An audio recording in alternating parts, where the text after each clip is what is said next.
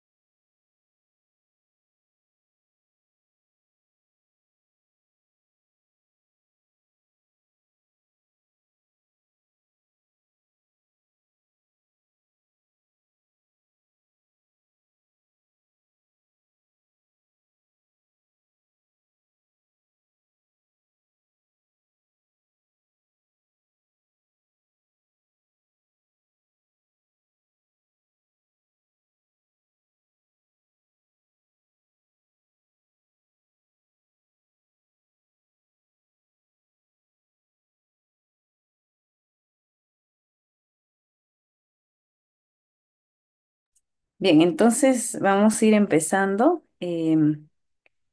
Reiterarles.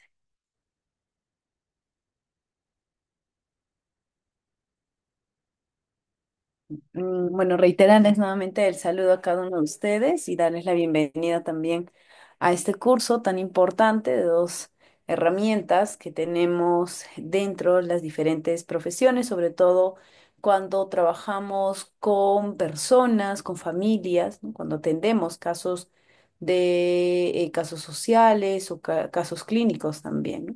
Si bien el genograma y la visita domiciliaria por mucho tiempo tal vez se ha ido inclinando a las profesiones de las ciencias sociales. Ahora también vemos que desde otras profesiones, como por ejemplo el área de psicología o la profesión de psicología, también hace uso de estas técnicas, ¿no? Y es importante porque de cierta forma nos permite tener una idea clara, pero también una idea más concisa y de forma también resumida sobre la situación familiar que tenemos de nuestros usuarios, ¿no? Bueno, ya me han presentado, mi nombre es Joyce Ordóñez Gómez, soy licenciada en Trabajo Social y magíster en Gerencia Social.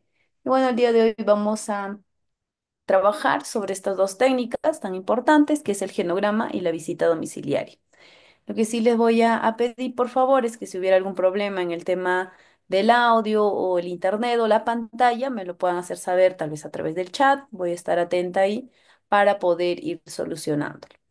Entonces vamos a ir iniciando en un primer momento con este curso. Vamos a iniciar con lo que es el genograma propiamente, ¿no? El genograma. Vamos a ir viéndolo. Un momentito, hay varios que están en sala. Vamos a admitirlos y ya está. Bien, ahora sí. Bueno, entonces, como vamos a ir viéndolo más adelante, seguramente vamos a ir notando que el genograma es una representación netamente gráfica, ¿no?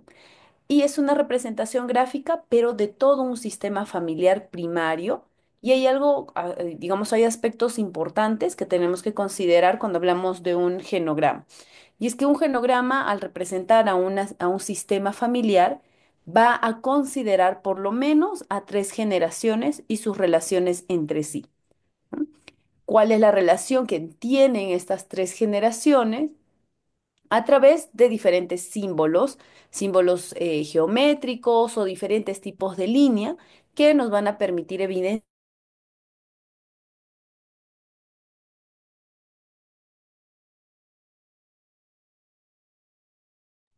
Bueno, alguien me silenció. Bien, sí, ahí está.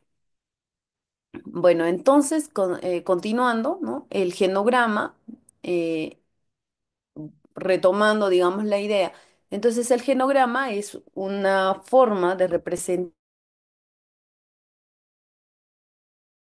Uy, por favor, lo que sí les voy a pedir es que no estén, o tal vez el anfitrión, para poder ver que no estén manipulando el micrófono, porque me están silenciando a cada rato y puedo que no me dé cuenta y por ahí que voy a seguir hablando. Bien, entonces, continuando, no se ve las diapositivas. Doctora, sí se visualiza las diapositivas. Ay, ya, ya, perfecto, gracias. Bueno, entonces, continuando, este genograma, al ser una representación gráfica, ¿no? Vamos a ir usando diferentes símbolos, ya sean símbolos geométricos o diferentes tipos de línea que nos van a permitir evaluar y sobre todo evidenciar la estructura y cómo funciona este sistema familiar. ¿No? El genograma, al ser un diagrama, va a permitirnos representar las relaciones familiares de manera similar a un árbol genealógico, ¿no? Es muy similar a un árbol genealógico, solo que el genograma es más simbólico, ¿no? Es más gráfico. Y sobre todo al ser una técnica, ¿no? que se usa desde las diferentes profesiones, se vuelve una técnica que se utiliza con mayor profundidad de información y de análisis, ¿no? A diferencia del árbol genealógico, que seguramente todos lo hemos visto, ¿no? El genograma nos permite tener un análisis y una información más profunda de los integrantes de una familia. Este es un instrumento que se utiliza para recolectar información de la conformación y de la estructura familiar y también identificar a los integrantes que van a conformar el hogar. Entonces, retomando, retomando un poco la idea de lo que es el genograma, conceptualmente, tenemos que tener en claro que es una representación gráfica que considera por lo menos tres generaciones, que nos permite representar las relaciones familiares, que nos permite profundizar y conseguir información y sobre todo nos permite también identificar a los integrantes de un hogar, ¿no? Entonces, eso para ir comprendiendo lo que es el genograma. ¿Qué características tiene un genograma? Bueno, es una técnica para representar gráficamente una interacción humana, es decir, un sistema familiar. Es una representación gráfica también de una familia y como ya lo mencionábamos, representa como mínimo tres generaciones. Algo importante que nos permite y que nos facilita también un genograma es que nos permite identificar los roles de poder, las relaciones afectivas y las pautas intergeneracionales. Es más, también nos permite tener una hipótesis de lo que puede suceder en este caso, considerando, digamos, ciertos aspectos repetitivos que se tuvieron desde las generaciones anteriores, ¿no? Entonces nos va a permitir nos va a permitir básicamente analizar a profundidad. Voy a estar también atenta un poco al chat. Bueno, por acá nos preguntan sobre la diferencia entre el genograma y el familiograma. Bueno, la composición, la forma de representación son los mismos, ¿no? La misma forma gráfica, ¿no? que se tiene. Ambos utilizan lo mismo, pero la diferencia, incluso para muchos autores, ambos son iguales, o sea, es lo mismo, ¿no? Pero la diferencia principal está en la cantidad de generaciones que se utilizan, ¿no? El genograma, como hemos hablado, como hemos visto, mínimo utiliza tres generaciones, o sea, se analiza de tres generaciones a más, es decir, es algo más grande, ¿no? En un familiograma solo se analiza hasta dos generaciones. ¿no? Ese es un familiograma, es básicamente dos generaciones. Y también seguramente han escuchado sobre los mapas familiares, ¿no? El mapa familiar ya se realiza de la estructura o de la familia nuclear, ¿no? Es decir, del hogar, de una sola generación. Entonces, esa es la principal diferencia que se tiene entre estos conceptos.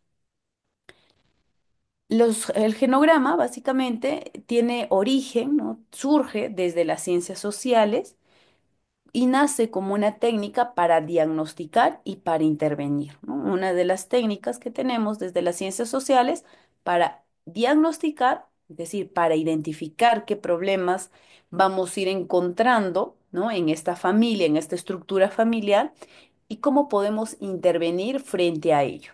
Entonces, para poder conocer un poco sobre estas características. ¿Y para qué sirve entonces el genograma, ¿no? El genograma es una técnica que se va a traducir en una herramienta a través de esta representación gráfica, ¿no? Pero nos va a permitir, a permitir entender cómo, cuándo y de qué manera sucede una situación determinada, ¿no? Cómo, cuándo y de qué manera. ¿Y quiénes son los integrantes de la familia que van a participar en esta, ¿no? Recordemos que todos los casos que diagnosticamos, es decir, los casos sociales o nuestros usuarios que se acercan tal vez a nuestras instituciones o nosotros vamos a hacer estos seguimientos o estas visitas domiciliarias o aplicar estos genogramas, es porque existe una demanda, ¿no? Es porque existe un objetivo al cual nosotros queremos intervenir o nosotros queremos cambiar, ¿no? Toda técnica social que usamos, ya sea la entrevista, sea la observación, sea el genograma, sea las visitas domiciliarias, se hace bajo una finalidad. Y esa finalidad es el cambio, es la demanda, es el problema que identificamos, ¿no? Y por eso es que esta herramienta también nos permite comprender que ese problema que vamos a identificar, cómo funciona, cuándo se da y de qué manera sucede.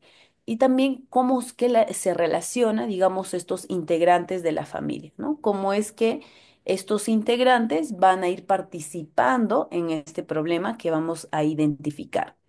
El genograma puede ayudar a los integrantes de la familia a verse como parte de un todo y a reconocer que la familia en su conjunto tiene un papel activo en el proceso que puede afectar a cada uno de sus integrantes, ¿no? ¿Qué profesionales pueden poner en práctica esta técnica?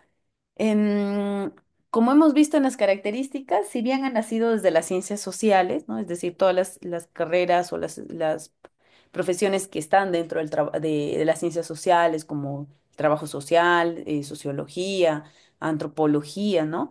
Si bien nace desde ahí, ahora también, como ya les iba comentando, también hay otras profesiones que también se han vuelto y han empezado a utilizar estas técnicas, ¿no?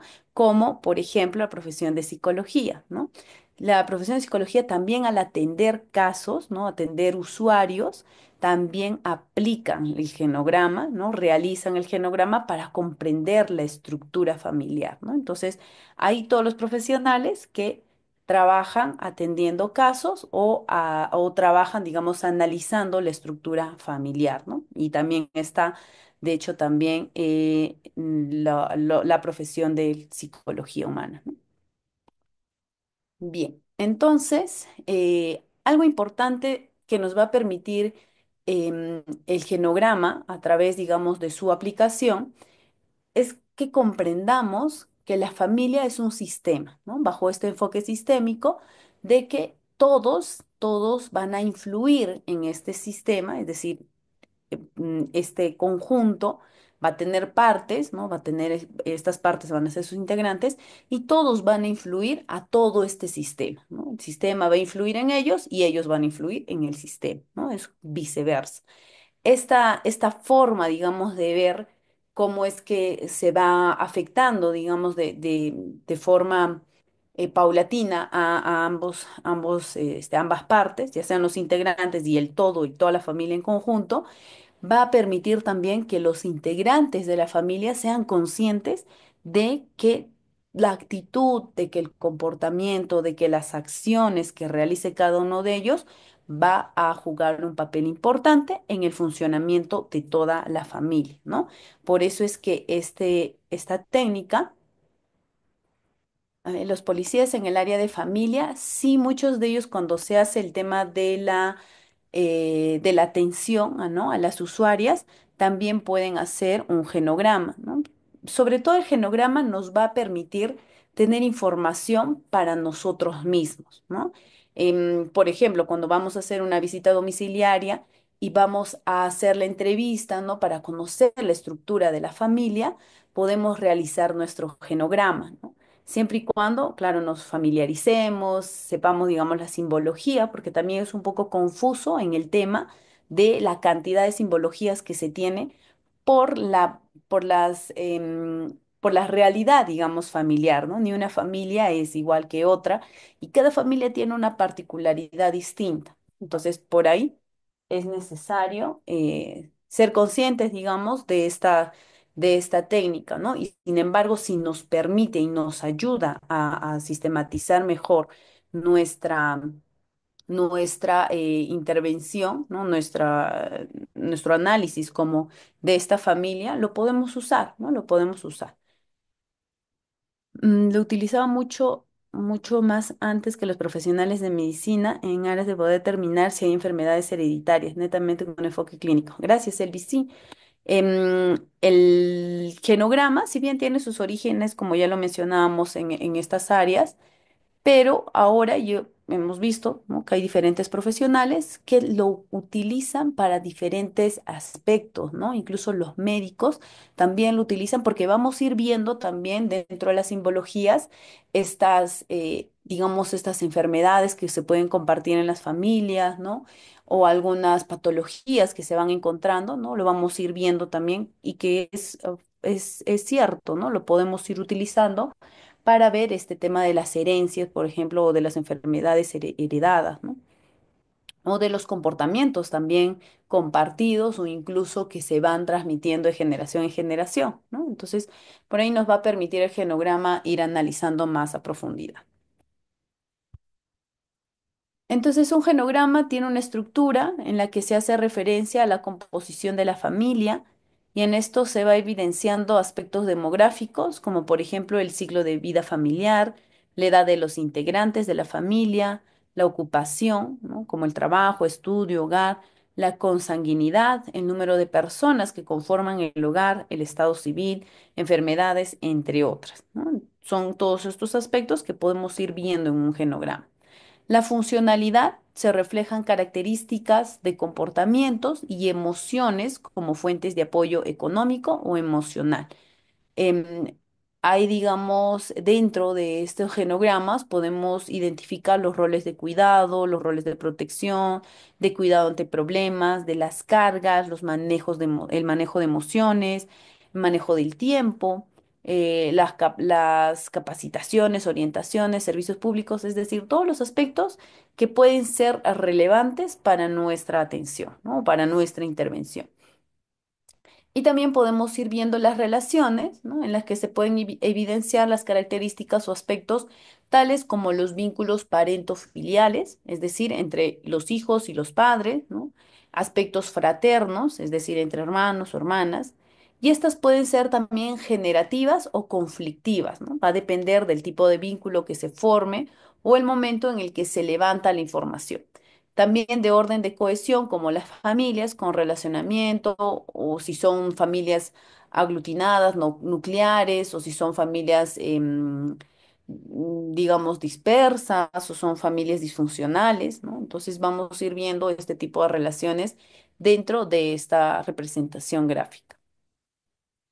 Ahora bien, si bien hemos visto, digamos, un poco el tema conceptual, como han visto es bastante corto porque básicamente es el tema del genograma, es permitirnos conocer, digamos, estas simbologías y empezar a armar, digamos, a lo que se refiere el tema de la estructura familiar de un determinado caso, ¿no?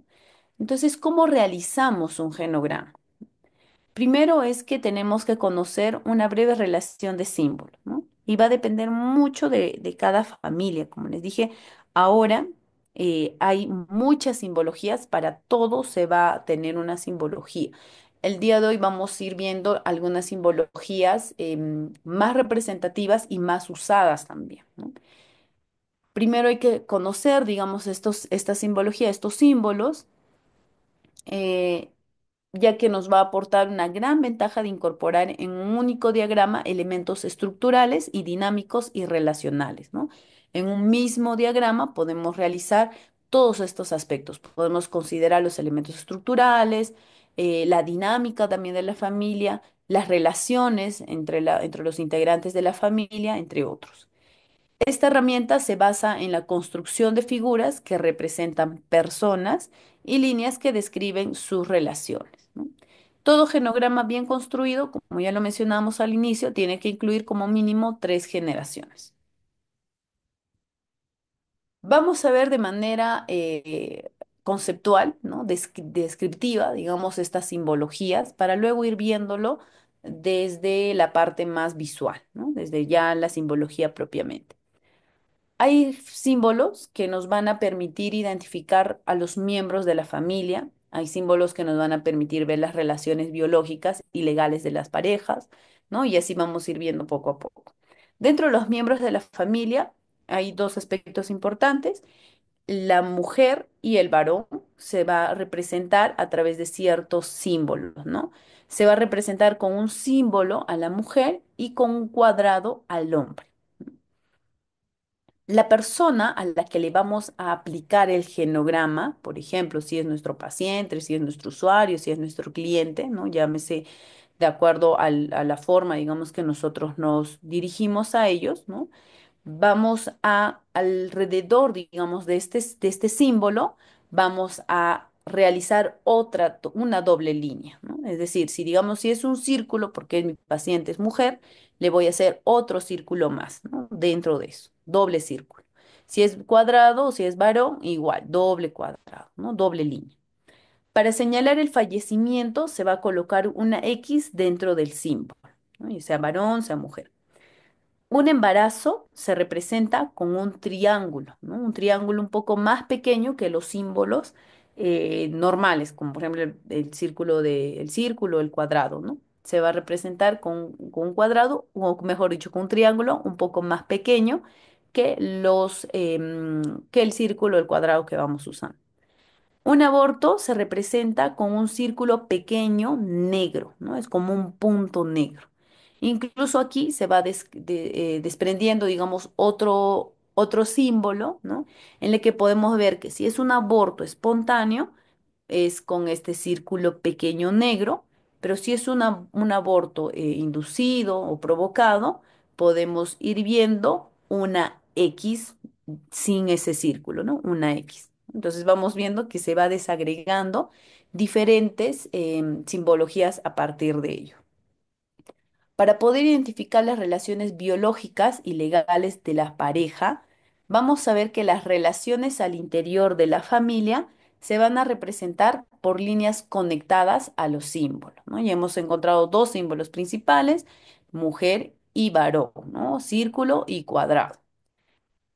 Los matrimonios se representan con dos líneas verticales unidas por una horizontal, ¿no? Si son matrimonios, ya sea matrimonio religioso, sea matrimonio civil, ¿no? Si es una pareja no casada, ¿no? Es decir, si es una unión libre, convivientes o tal vez enamorados, ¿no? Se dibuja una unión, la unión entre estos dos símbolos, pero con una línea discontinua, ¿no? Como los puntos suspensivos, algo así. Si hay una separación, se hacen dos líneas diagonales paralelas, ¿no? Es decir, dentro de estas líneas verticales se hacen dos líneas diagonales. Sobre la línea horizontal se anota el año de casamiento y la separación, ¿no? Por ejemplo, en otras simbologías o en otros modelos podemos encontrar que solamente dentro de estas líneas, cuando hay una separación, se considera los años de casados y los años de separados, ¿no? En este ejemplo podemos ver el año de casamiento y el año de separación, ¿no? Cuando hay una separación. En el caso de casamientos múltiples, ¿no? Es decir, si han venido de otras parejas, conviene registrar el más reciente al centro y los otros lateralmente, ¿no? Si es que hay uniones previas o casamientos previos, ¿no?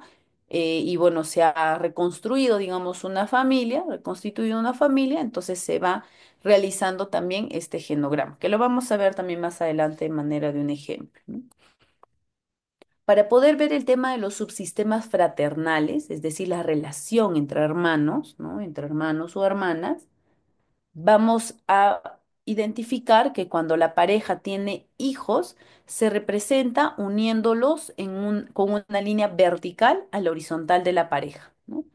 Em, Vamos a verlo en un ejemplo, ¿no? En un ejemplo para que lo puedan observar, pero los hermanos se van a dibujar en una misma línea, ¿no? En una misma línea vertical, y se van a ir considerando del más grande, ¿no? Del hermano mayor al menor, ¿no? Es decir, empezamos del lado izquierdo con el hermano mayor o hermana mayor y al lado derecho con el menor. Si hay gemelos, se utiliza una V invertida, ¿no? Porque ambos son, digamos, han nacido al mismo tiempo, son gemelos. O si hay hijos adoptivos, se utiliza una flecha, ¿no? Eso para poder ver el tema del subsistema eh, fraternal. Sí, por ahí nos viene la información de los dibujos. Sí, ahorita estamos viendo el tema más descriptivo y ahorita vamos a pasar a la parte de los dibujos, ¿no? De las simbologías como tal. Sí, no se preocupen. Ahora, con respecto al hogar, ¿no? Que es otra de las simbologías que también se utiliza, son los aspectos o es el símbolo que se utiliza para señalar a las personas que viven en el mismo hogar y se traza una línea continua alrededor de ella, ¿no? Ahorita lo vamos a ir viendo con el ejemplo de cómo es que vamos a ver quiénes viven en el mismo hogar, ¿no?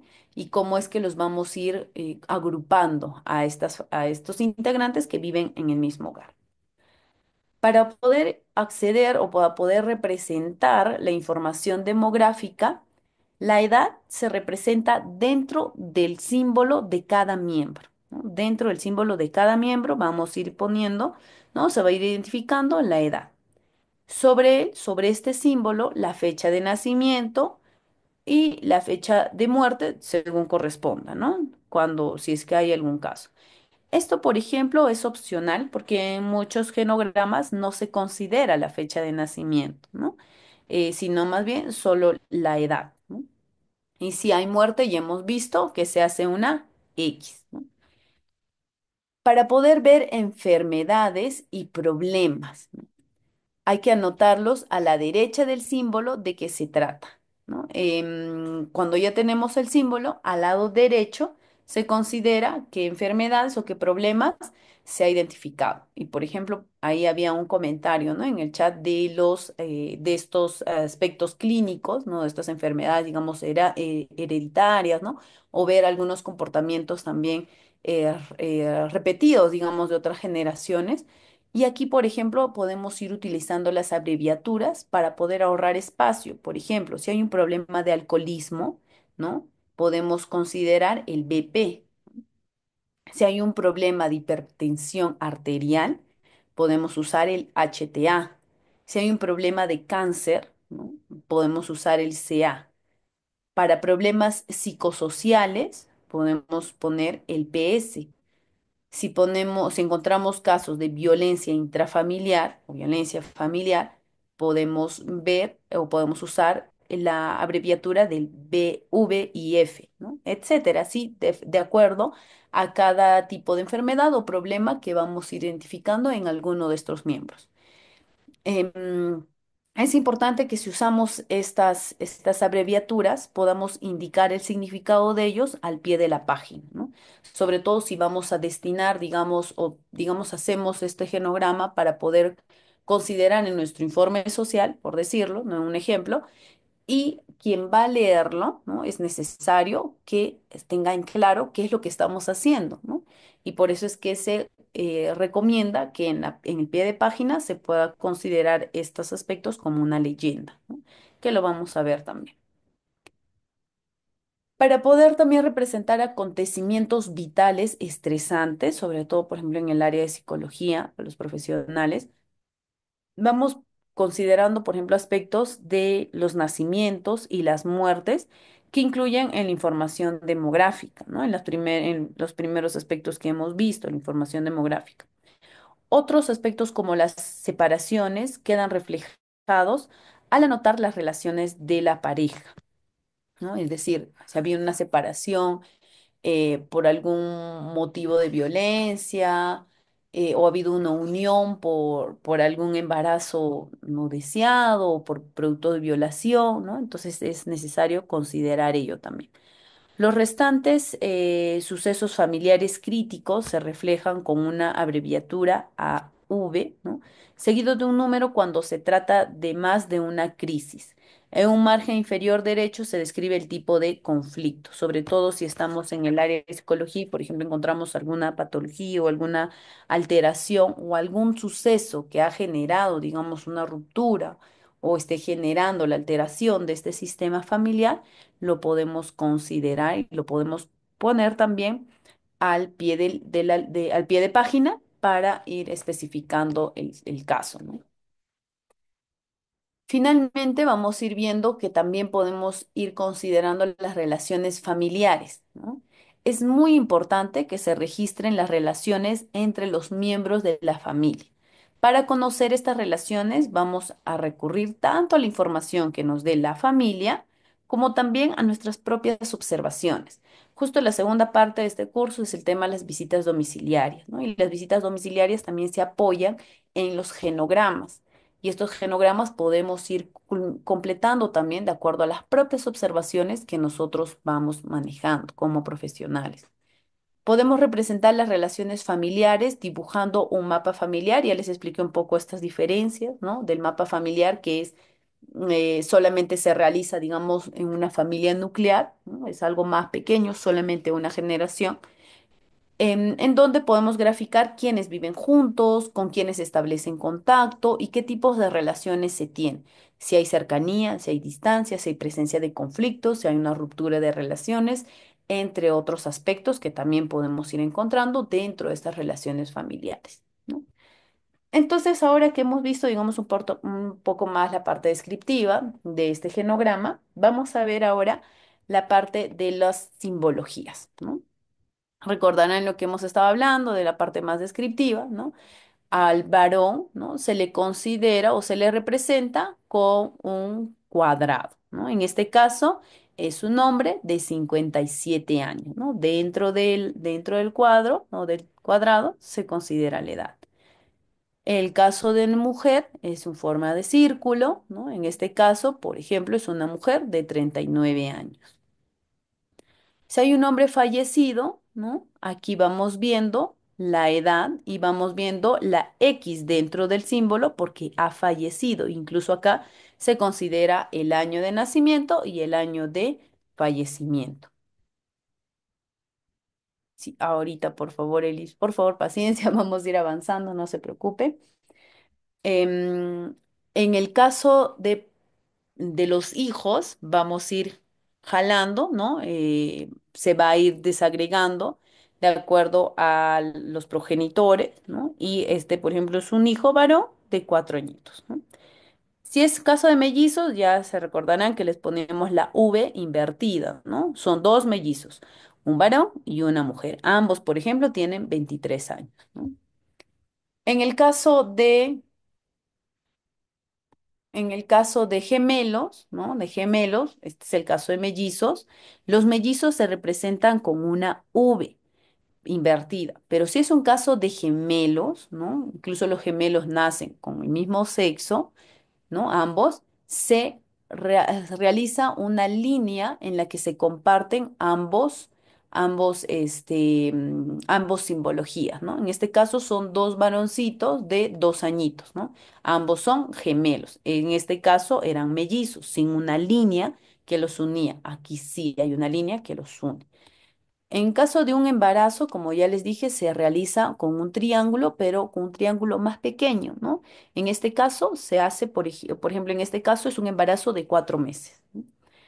Como vimos también en la parte teórica, el aborto, ¿no? Los casos de aborto también se consideran con este puntito negro, ¿no? Con este puntito negro. Si hay un caso o hay una hija adoptiva o un hijo adoptivo, se hace con una flecha, en este caso es una hija adoptiva, mujer de 39 años. Si fuera varón, sería un cuadrado. Ahora, si lo hacemos a un paciente, digamos, viene María, ¿no? Y hacemos su genograma de María.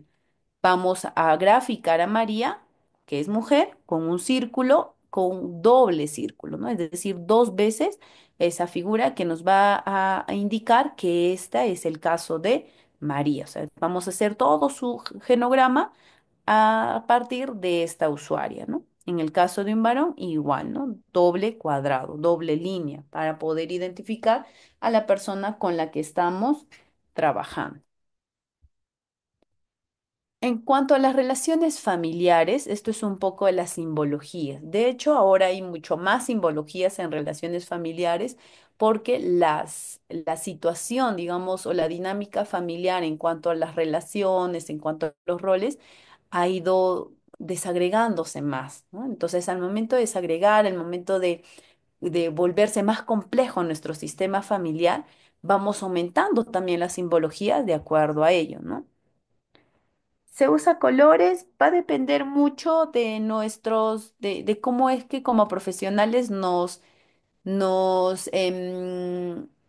acomodemos, ¿no? Por ejemplo, ahora cuando vamos a ir avanzando, les voy a mostrar una casuística en la que sí se utiliza colores, ¿no? Y en otros genogramas, pues que no utilices colores y más bien te ubiques mejor o te entiendas mejor solamente con los símbolos, ¿no? Entonces va a depender mucho de cómo es que tú te vas yendo adaptando también a este genograma. Ejemplos de de las relaciones familiares, por ejemplo, si son familias o integrantes muy unidos o fusionados, podemos hacerles las tres líneas, ¿no? Si son unidos, solamente unidos, dos líneas, ¿no? Acá ya hablamos de la complejidad, por ejemplo, de la unidad, ¿no? Si hay una situación, una relación conflictiva o pobre o no, muy un poco, digamos, complicada con respecto al tema de la conflictividad, se realiza, digamos, esta simbología tipo cerritos, ¿no? Que ahí básicamente muestra también un poco la inestabilidad, ¿no?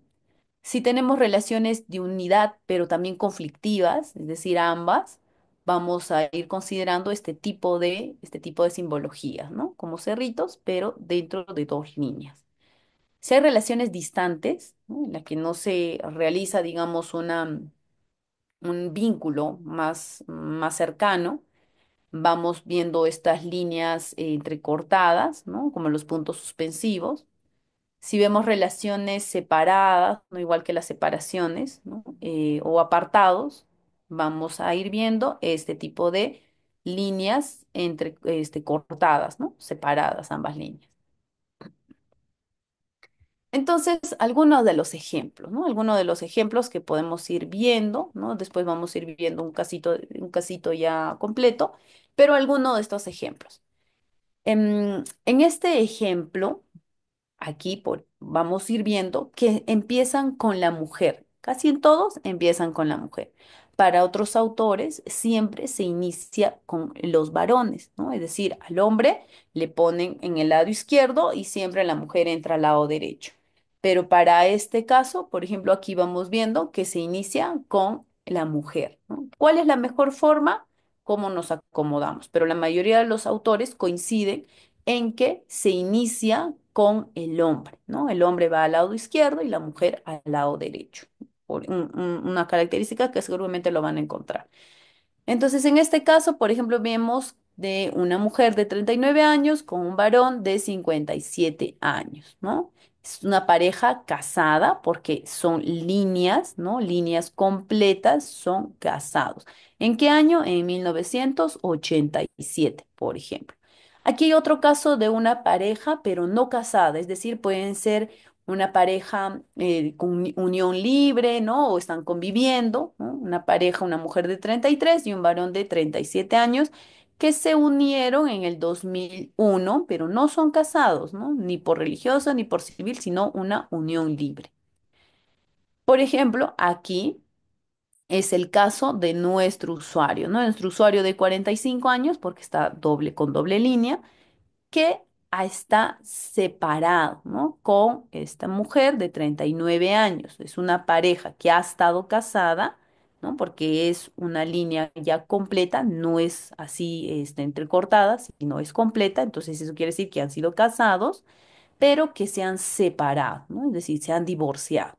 Se casaron en el 83 y se divorciaron en el 99. En otros ejemplos van a ver que solamente se considera la cantidad de años. Por ejemplo, acá pueden poner, han estado casados 5 años y ya han estado separados 3 años, ¿no? También se puede considerar así. En este caso, vamos viendo una pareja no casada, es decir, una mujer de 39, un varón de 57, que puede ser este caso, ¿no? Pero son una pareja que no está casada, es decir, una pareja de unión libre, pueden ser convivientes, ¿no? Pero que dentro de esta convivencia hay un conflicto de pareja. Se recordarán la simbología del conflicto, ¿no? Hay un conflicto de pareja. ¿Qué más podemos ver por aquí? Podemos encontrar otro ejemplo. En este caso, vamos viendo una pareja no casada, ¿no? Con conflictos de pareja con un tercero interviniente. Es decir, esta pareja, esta mujer de 39 con este hombre de 57, no están casados, están unidos libremente, ¿no? Un ratito voy a admitir a todos y ya está viven, digamos, en unión libre, son convivientes, y hay un conflicto ahí, hay un conflicto dentro de esta pareja, y hay un conflicto porque hay una tercera persona, ¿no? Hay una tercera persona que es otra mujer de 35 años, ¿no? ¿En qué año, por ejemplo, ellos se unieron en el 94 y después este hombre se unió con otra mujer en el 2003, ¿no? Dentro de esta unión. Por eso es que hay un conflicto de pareja con un tercero interviniente. Y por aquí siguen ingresando. Voy a tratar de aceptar a todos. Ya está. En este otro ejemplo vamos viendo un caso, este es nuestro usuario, ¿no? Este hombre de 45 años que estuvo casado con esta mujer de 43 años, se separaron, ¿no? Esta pareja ya no está casada y que este hombre que estuvo casado ahora está conviviendo, ¿no? Con otra mujer de 32 años, ¿no? Es decir, es una pareja que no está casada y que el hombre divorciado, digamos, o separado, está conviviendo con otra mujer pero en una unión libre. No se ha vuelto a casar, sino hay una unión libre. En este otro caso podemos ver una pareja no casada, ¿no? Una mujer de 39, un hombre de 47, no casado, que tiene 3 hijos, tienen 3 hijos, ¿no? Como ya les mencionábamos, siempre se inicia con el hermano mayor, ¿no? En este caso es un varón de 17, una niña de 14 y una niña de 9 años, ¿no? 3 hijos.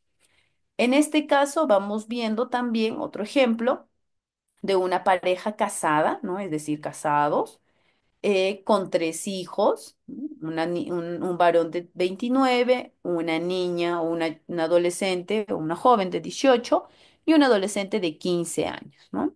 Y aquí, como vemos, hay una situación conflictiva de la mamá con la hija segunda, ¿no? Que es nuestra usuaria, dicho sea, ¿no? Que tiene doble línea, ¿no? Es nuestra usuaria. Hay una relación conflictiva ahí. Bien, ahora, digamos, algunos de los ejemplos que podemos mencionar de cómo podemos ir representando a las familias, ¿no? Ahora, ¿cómo podemos representar también los tipos de familias, ¿no? Ya hemos visto las relaciones familiares, estas relaciones conflictivas o que pueden ser muy unidas, ¿no? Y estos son algunos ejemplos de los tipos de familia que podemos encontrar. En este caso, vemos de un hombre de 32, una mujer de 29, que se casaron en el 97 y se divorciaron en el 2004. Pero producto de esta relación nacieron 3 niños, ¿no? Una mujer de 8 años, un varón o mejor dicho, una mujer también de 6 añitos y un varón de 7 meses, ¿no? Un varoncito de 7 meses. Ahora la familia vive sola, es decir, es una familia monoparental porque solo vive la mujer, como son separados, la mujer con sus tres hijos, ¿no? Es un tipo de familia nuclear monoparental, ¿no? Es decir, solo una progenitora. En este tipo de familias, por ejemplo, vemos que nuestro usuario es un hombre de 45 años que estuvo casado con una mujer de 39, pero se divorciaron, ¿no? Se separaron. Pero producto de esta relación nacieron dos niñas, una de 17, otra de 12 años, y que ahora actualmente vive con otra mujer de 32 años, ¿no? Es una unión libre y que actualmente esta mujer está embarazada de 4 meses, ¿no? Ahí vemos la simbología del embarazo. Y esta familia, ahora ellos se han conformado en una familia nuclear biparental, es decir, hay dos progenitores que viven juntos, ¿no? Biparental, los dos padres, la mamá, el papá y su bebé, ¿no? O bueno, el embarazo que está ahí. Otro tipo de familia, por ejemplo, vamos viendo en que ser divorciados, también pueden ser separación. Si es un tema de separación, creo que acá no lo tengo en gráficos, pero si es un tema de separación, eh, si es un tema de separación porque ha habido una unión libre, estos puntitos que vamos viendo acá, estos puntitos entrecortados, es la simbología de la unión libre, ¿no? De la unión libre. Entonces, si ha habido una unión libre y ahora se han separado, estas dos rayitas que están dentro de esta, digamos, de estas líneas del matrimonio, también se realizan acá, ¿no? Si es una unión libre y se han separado, también se hacen estas dos rayitas en medio y ya es una separación de esta convivencia, ¿no? En estos casos. Ahora, si es que digamos acá se han separado recientemente, por ahí un mes recién se han separado, entonces igual consideramos los tiempos, en qué año se casaron, en qué año se unieron y en qué año se separaron o en qué tiempo se están separando. En este otro ejemplo vamos viendo un varón de 24 años con una mujer de 20 años que se han casado, ¿no? Se han llegado a casar, ha habido un matrimonio, pero ha habido un matrimonio por embarazo, ¿no? En este caso vamos viendo una relación, digamos, un tanto forzada, ¿no? Por un embarazo de una niña que ahora tiene 5 años, ¿no? Y esta familia igual se conforma o se constituye como una familia nuclear biparental porque está la presencia de ambos progenitores. En este otro caso, que es un poco más complicado, digamos más grande, vamos viendo la situación de un hombre de 43, una mujer de 39, que se casaron en el 88 y se separaron en el 95. Pero producto de esta relación tuvieron dos niñas, una de 15 y otra de 12 años. Se han separado y la mujer ahora tiene una pareja de 40 años, ¿no? Una nueva pareja de 40 años. De esta unión, de esta nueva unión, que fue en el 98 porque es una unión, no hay un matrimonio ahí, hay una unión, han nacido tres niños, por decirlo así, ¿no? Ha habido, digamos, tres, un varoncito de 6 años, ha habido un aborto, ¿no? Y una mujer de 3 años. Y como vive la mujer con sus dos hijos de su primer matrimonio y con sus dos hijos de su segunda unión, ¿no? Vamos viendo que es una familia reconstituida, ¿no? Es una familia nuclear biparental, es decir, ambos progenitores, pero reconstituida, ¿no? Con hijos que no son necesariamente de la segunda pareja. Esto para poder mostrarles algunos ejemplos de cómo vamos armando algunos de esta generación, digamos, ¿no? Aquí ya vamos viendo dos generaciones, por ejemplo. Ahora, vamos a ir entrando a un caso, ¿no? Solamente vamos a tomar uno de ellos, un casito de ellos, ¿no? Para poder comprenderlo. Este es el genograma de este caso. Por ejemplo, esto es tomado de un informe, ¿no? Un informe que se ha considerado y como les comenté al inicio, también es bueno poner abajo, ¿no? Las leyendas, los símbolos, para que la persona que lo lea lo comprenda, ¿no? O bien lo hacemos así o bien lo describimos, ¿no? Que también es válido, o también podemos hacer ambos aspectos. En caso de tener un hijo con problemas de consumo de drogas, tiene también su propia simbología. Al finalizar en el tema de los anexos, les voy a considerar algunos más simbologías, digamos, para que también lo puedan tener, digamos, como una especie de diccionario, ¿no? Porque cada uno de los casos que podamos tener, situaciones que atraviesa cada uno de los integrantes, se realiza con simbologías. Incluso los integrantes que tienen alguna patología, alguna dependencia, alguna adicción también tienen sus propias simbologías. Entonces, por ahí, Mari, para poder comentarte, en la parte de los anexos les voy a considerar todas las simbologías necesarias, ¿no? Para que ustedes también lo puedan tener y lo puedan usar. En el caso de que la mujer ha tenido tres parejas y en cada una de ellas ha procreado hijos, ¿cómo sería el diagrama? No se los puedo graficar acá, pero recordarán que en la parte conceptual les comentaba de que todas las parejas, digamos, anteriores, ¿no? A la actual, se van considerando al lado derecho, ¿no? A este lado. Entonces vamos viendo, digamos, acá el caso de nuestra usuaria, ¿no? Un circulito o doble círculo, que es nuestro caso de nuestra usuaria, y vamos a poner una separación con la primera pareja al final, ¿no? El lado derecho va a ser la primera pareja. Si ha generado, tiene niños, igual se va a jalar sus hijos, ¿no? Digamos, sus pequeños, sus hijos que tiene, igual con la otra pareja, ¿no? También igual será, pero siempre va a haber una simbología de separación. Por ejemplo, aquí, ¿no? Esta separación. En este caso, aquí tenemos la presencia de un hombre que ha tenido, digamos, esta pareja, ¿no? Está en matrimonio y ahora está con otra pareja. Entonces, en el caso de esta mujer que me van preguntando, vamos jalando hacia atrás, ¿no? Hacia acá. Hacia el lado derecho vamos jalando con la primera pareja, luego con la segunda pareja y luego con la que está ahora, ¿no? Pero en todas las parejas que ya no están, será una situación de separación, es decir, con las dos líneas diagonales, ¿no? Que van a indicar la separación. Igual se va a graficar a los niños. Y no olvidemos que con quien está viviendo actualmente se va a tener que realizar este círculo, digamos, ¿no? Este cierre de con quién están viviendo actualmente.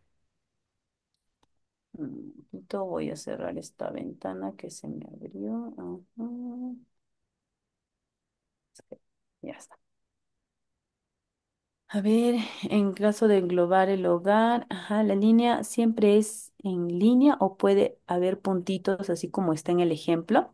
Ya, como ya les comentaba, igual también lo voy a poner en el glosario, ¿no? En el glosario de los, digamos, de las simbologías que cuando hay una línea, así una línea bien marcada, es porque ha habido un matrimonio, ¿no? Ya sea religioso o sea civil.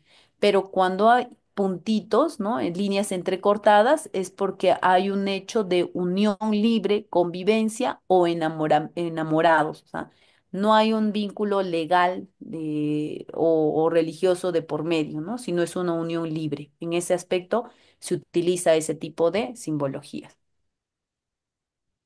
Listo. De poner el círculo general. Ah, ya, gracias, Esmeralda. Sí, miren, por ejemplo, en este ejemplo que hemos visto, en estos ejemplos, acá hay un círculo bien marcado, ¿no? Bien marcado, un círculo completo. Pero en este otro ejemplo vemos que son círculos o son entre puntitos, ¿no? Entonces va a depender mucho de cómo es que nosotros nos acomodemos. En la mayoría de los casos se considera entre puntitos, ¿no? Las leyendas de convivencia, es decir, quienes engloban una convivencia en domicilio, se les considera con estas líneas entrecortadas, ¿no? Entonces, se puede utilizar cualquiera de los dos. Es más, en realidad, la mayoría de los profesionales utilizan esta forma, ¿no? Estos puntitos entrecortados. Este es un genograma, por ejemplo, de nuestro usuario Antonio, ¿no? Por ejemplo, aquí están usando colores, ¿no? En otros casos no utilizan colores, ¿no? Ahí está, gracias Esmeralda. Entonces, En este caso, Antonio, aquí está el caso del papá, la mamá de Antonio, ambos han fallecido, pero producto de ese matrimonio, porque es un matrimonio, se ha tenido a Antonio y se ha tenido a Luis, ¿no? Antonio y Luis. En el caso de Luis, Luis se llegó a casar con Mercedes, ¿no? Con el que tiene tres hijos que son Ramón, Sofía y Pepa, ¿no?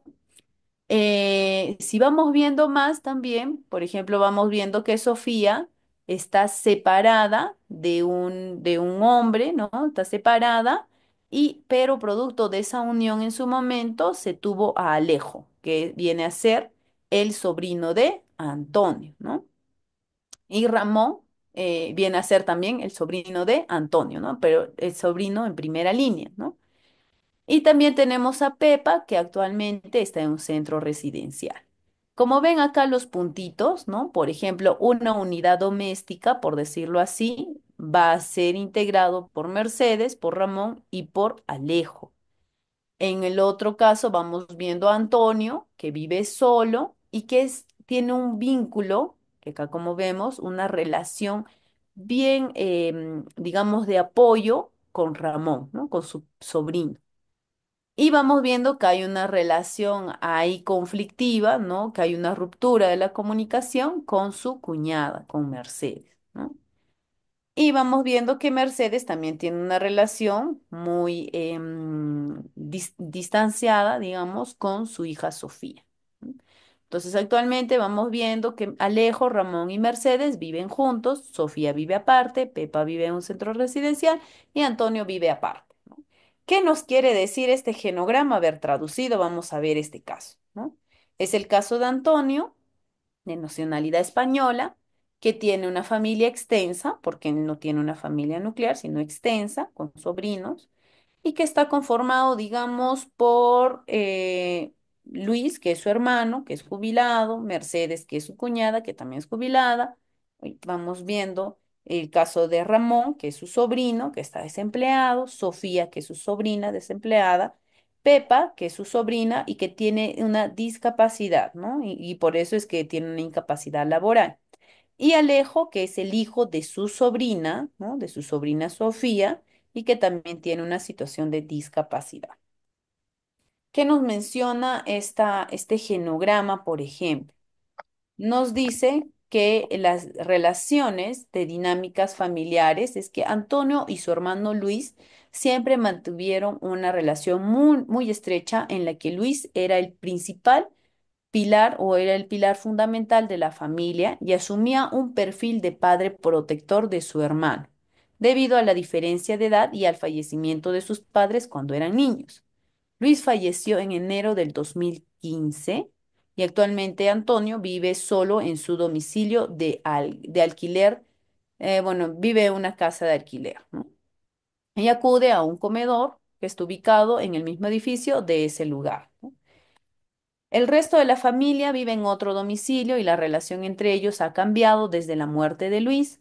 Antonio y Mercedes han mantenido una mala relación debido a unos celos manifestados por Mercedes en entrevistas por la relación de los dos hermanos, ya que ambos eran muy unidos. Mercedes se mantenía callada y en silencio ante las decisiones que tomaba Luis respecto a la familia y al fallecimiento de su marido ha cortado el contacto con Antonio. Por eso veíamos esa relación rota, ¿no? Digamos, ahí fraccionada. Ramón sí tiene una buena relación con su tío Antonio, se acordarán de esa línea, ¿no? Completa de apoyo, de esa relación de apoyo.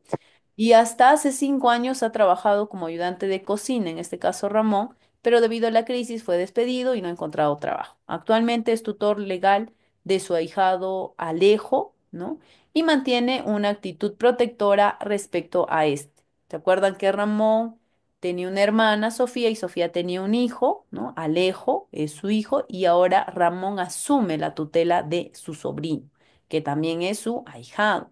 Se ha detectado falta de habilidades para llevar a cabo gestiones administrativas. Ante su situación económica, pide ayuda a Antonio.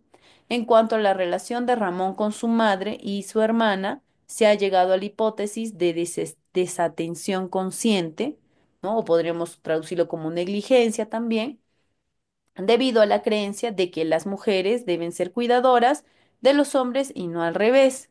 Sofía vive en otra provincia y hace años que no se relaciona con su familia ni mantiene contacto, y Mercedes ha manifestado en ocasiones que su hija Sofía consume drogas y que le han contado que vive en la calle, ¿no? Algunos, digamos, esta es la información que se ha podido tener en una entrevista. A ver, por aquí, la simbología, pero un poquito difícil de elaborarla cuando hay más sí. Sí, Giovanni, en realidad la reina guía para el dominio, y sí, Mari, te doy toda la razón. El genograma, al ser una herramienta que se usa para describir a las familias, es realmente complicado porque todas las familias son distintas, ¿no? Ni una familia es como que se tiene una familia nuclear y listo, ¿no? Sino hay mucho más, hay situaciones más complejas de las que podemos encontrar. Puede haber dependencia, puede haber una enfermedad que se va heredando, podemos ver, como hemos visto, conflictos por culpa, digamos, de un tercero, ¿no? O sea, podemos ver muchos casos, ¿no? O incluso familias o mamás que tienen a cargo a dos niños, pero uno está en un CAR, ¿no? Entonces vamos viendo que sí existe mucha complejidad en el tema de las estructuras familiares, ¿no? Por eso es que, como ya dijo Mari, la mejor forma es el tema de la práctica, ¿no? Si nosotros creemos que nos podemos acomodar mejor con un genograma, lo hacemos, ¿no? Y hay otros profesionales que por el tema de la complejidad en sus simbologías, pues prefieren tal vez hacer lo que estamos viendo, una descripción de las dinámicas familiares, ¿no? Que también sirve.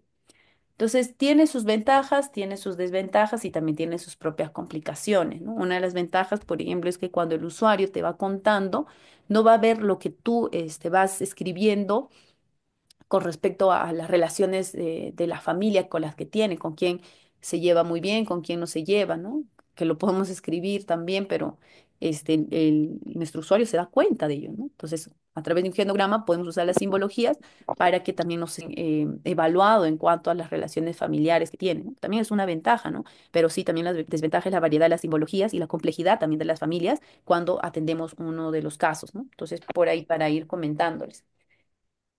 Bueno, esto es a grandes rasgos lo que podemos hablar de, de los genogramas, ¿no? Como les mencioné, al finalizar también en los anexos les voy a considerar más simbologías para que puedan identificar cada una de las situaciones que van identificando, que van a ir considerando, digamos, en estos genogramas que vamos a ir armando, ¿no? Ahora vamos a ir entrando a la otra técnica que vamos a trabajar, que es las visitas domiciliarias. Pero para iniciar les voy a pedir, por favor, gracias Lucy, yo deduzco que el centro de capacitación les va a compartir la grabación y también las diapositivas, ¿no? Déjame por favor unos 3 minutitos. Ahora vuelvo para comenzar con lo que es las visitas domiciliarias.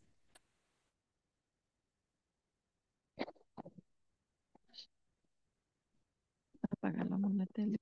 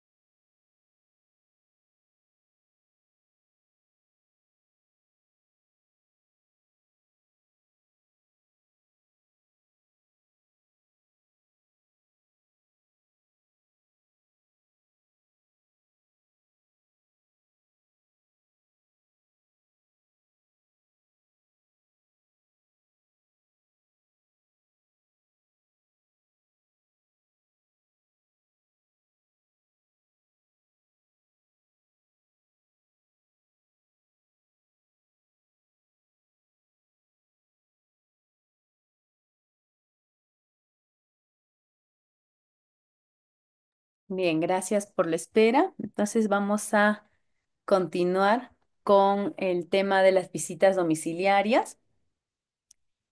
Bien, gracias igualmente. Revisando el chat. Gracias, Karim. Y bueno, vamos a continuar entonces con las visitas domiciliarias y vamos a iniciar un poco con esta mirada histórica, ¿no? ¿Cómo es que nace el tema de las visitas domiciliarias? Que como muchas de las técnicas que se trabaja, digamos, desde las ciencias sociales, han ido naciendo también desde este campo profesional, digamos, ¿no? Y con el tiempo, ahora vemos que muchos profesionales utilizan estas técnicas porque evidencia la eficacia que se tiene, ¿no? El acercamiento que tenemos que tener con las familias, con los usuarios, ¿no? Con las personas y es también ir viendo que la utilidad de las visitas domiciliarias va a diversificarse, ¿no? A un inicio se utilizaba, digamos, las visitas domiciliarias como una forma de diagnóstico, como una forma de identificar ciertos problemas, pero ahora vamos viendo que hay diferentes tipos de visitas domiciliarias, ¿no? Entre ellas también incluso las de intervención, como son las visitas más de tipo socioeducativas, ¿no? O terapéuticas. Y también vamos viendo visitas de tipo más evolutivas o de evaluación, ¿no? Para poder realizar, digamos, los reportes de acuerdo a las instituciones en las que podamos laborar, ¿no? Pero mirando, digamos, históricamente, uno de los aspectos o uno de los espacios donde nace, digamos, las visitas domiciliarias, nacen dentro de las sociedades caritativas, ¿no? Dentro de estos contextos, digamos, de brindar caridad, de brindar asistencia a la población que más lo necesitaba, ¿no? A las personas más necesitadas. Debido a estas condiciones precarias que se tenían en esos años, estamos hablando del 69, todavía de los años 60, y es así que se va creando, digamos, ciertas sociedades, como la Sociedad para la Organización del Socorro Caritativo y la Represión de la Mendicidad, ¿no? En la que se va llamando, digamos, la COS, ¿no? En sus siglas, y a través de esta sociedad, por ejemplo, se realizaban estas visitas, ¿no? Asistenciales para poder atender las demandas de las personas que más lo necesitaban. Una de las profesiones que nació, digamos, de esta sociedad es el trabajo social, ¿no? Que nace, digamos, dentro de esta mirada, digamos, de caridad, ¿no? Donde en ese entonces se les llamaba visitadoras amigables, ¿no? Así se les llamaba a las profesionales o las personas que hacían estas visitas domiciliarias. Dentro de esta sociedad, por ejemplo, es que se realizaban voluntariados, ¿no? Estas visitadoras amigables eran voluntarias y que realizaban las visitas a diferentes familias o a diferentes personas para poder identificar qué es lo que les causaba esa situación de necesidad, ¿no? Descubrir esas causas y a la par también brindar ayuda, ¿no? De acuerdo también a las causas se podía manejar, pero en la mayoría de los casos se realizaba un tema más asistencial, un tema más de ayuda, ¿no? Ayuda inmediata. Debido también a la situación de pobreza, ¿no? Que si bien ahora podemos hablar desde un enfoque menos asistencialista, en su momento era necesario porque se encontraban muchos casos de precariedad, de pobreza, y lo que se hacía era, digamos, asistir a esa situación de pobreza de una manera inmediata, ¿no? Y a eso es lo que hablamos con respecto al tema del asistencialismo. Aunque la mayoría de las familias en ese entonces se consideraba como una forma de ayuda en las visitas, no siempre pues, fue positiva o beneficiosa para todos, ¿no? Porque algunas de las familias creían que las visitas eran una forma de control, ¿no? Que también lo vamos a ver, por ejemplo, el tema de cómo es que vemos que las familias nos van aceptando las visitas domiciliarias. No es lo mismo ir a una visita domiciliaria en la que queremos ayudar a que esta familia pueda acceder a cierto beneficio, a que, por ejemplo, alguien haya denunciado un caso de violencia en esta familia y nosotros vamos a corroborar dicho eso, ¿no? Dicho caso. Entonces, vamos viendo que los contextos van a ir variando y las formas de cómo nos reciben las familias en las visitas domiciliarias va a depender mucho la finalidad de nuestra visita domiciliaria. ¿Para qué estamos yendo? ¿Por qué estamos yendo a estas visitas, ¿no? Y vamos a ir viéndolo entonces. Bueno, una de las, como ya vimos el tema de el tema de la parte más histórica, ¿no? Hemos visto entonces que las visitas en su primer momento se realizaban solamente a las personas que estaban en situación de pobreza, ¿no? Y bueno, se les llamaba en ese entonces visitadoras amigables, que están en el domicilio, y ellas podían conocer la información que le aportaba el ambiente en el cual las personas desarrollaban su vida cotidiana. Esta definición o esta situación o digamos esta forma de cómo se realizan las visitas domiciliarias no ha cambiado mucho, ¿no? Actualmente vemos que las visitas domiciliarias son el hecho de ir al ambiente, es decir, ir a sus hogares, a sus casas, donde las personas o las familias desarrollan su vida cotidiana y además de evitar la actitud defensiva con la persona o con nuestros usuarios o nuestros entrevistados, en las que, digamos, podrían tener un testimonio o una entrevista o, digamos, un testimonio distinto al que realmente es, ¿no? Cuando nosotros podemos realizar una visita domiciliaria para contrastar la información que podemos obtener dentro de los informes sociales que nos derivan o tal vez dentro de los informes en general que nos derivan, o dentro de la entrevista que podemos realizar en nuestra oficina o en el despacho, ¿no? Entonces va a variar mucha esa información. Y es así que se va considerando la visita domiciliaria ya no solo como una visita a un hogar, sino como una técnica específica porque ya aportaba más cosas, ¿no? Uno de los primeros aspectos era el de conocer las causas para brindar ayuda. Ese hecho ya cambia a una visita a un familiar, ¿no? O un amigo, una amiga con una visita domiciliaria como técnica propiamente, ¿no? Entonces, esta es, digamos, un poco el tema de la historia, ¿no? Entonces, ¿qué entendemos por una visita domiciliaria, ¿no? Anderer, que es uno de los profesionales del trabajo social, que, bueno, falleció hace poco, definía que las visitas domiciliarias eran todas estas formas, digamos, que el profesional iba a un hogar para tomar un contacto directo con la persona o con su familia en el lugar donde vive, con fines de investigación o con fines de tratamiento, ¿no? Que se podría traducir en ayuda o en asesoramiento, ¿no? Entonces tenía este doble comportamiento, el de investigar y el de tratar, ¿no? Es decir, el de intervenir. Pero también es necesario considerar que una visita domiciliaria es este encuentro que hay entre el visitante y los visitados, ¿no? Es decir, entre el profesional y los usuarios, que se va a desarrollar en el lugar de residencia habitual de las personas visitadas y se van a enmarcar dentro de las interacciones cotidianas propias de las relaciones sociales. Es una técnica muy utilizada, ¿no? Y que como vamos a ver más adelante, es una de las técnicas que para otros autores, por ejemplo, se le considera como una macro técnica porque se apoya de otras técnicas, ¿no? Otras técnicas como, por ejemplo, la observación y la entrevista, que son dos técnicas básicas que se utilizan siempre en una visita domiciliaria.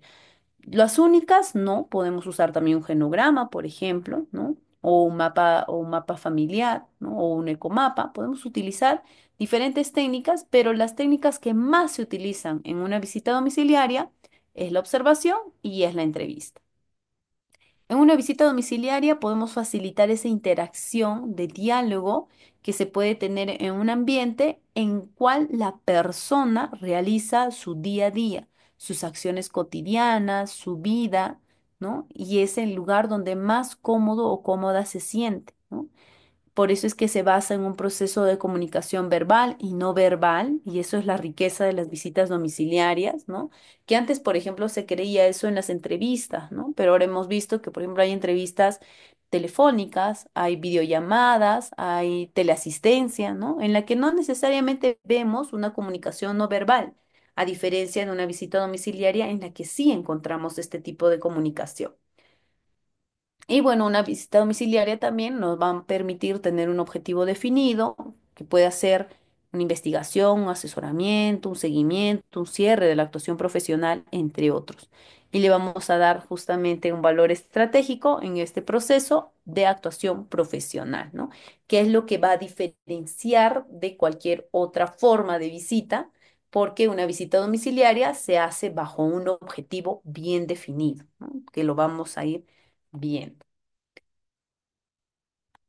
Entonces, ¿cuáles son los ejes de discusión dentro de una visita domiciliaria?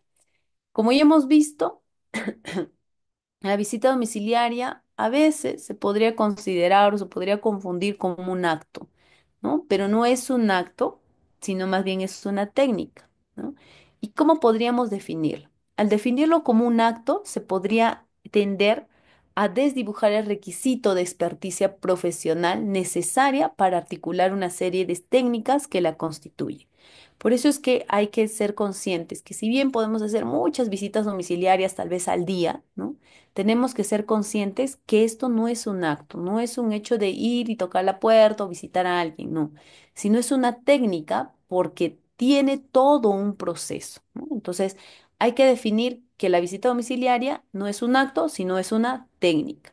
Una técnica porque entendemos que la visita domiciliaria corresponde a un saber práctico que facilita la utilización racional de instrumentos y procedimientos para obtener un conjunto de resultados que estamos buscando o que estamos previendo también, ¿no? Entonces, es toda una técnica porque tiene todo un proceso.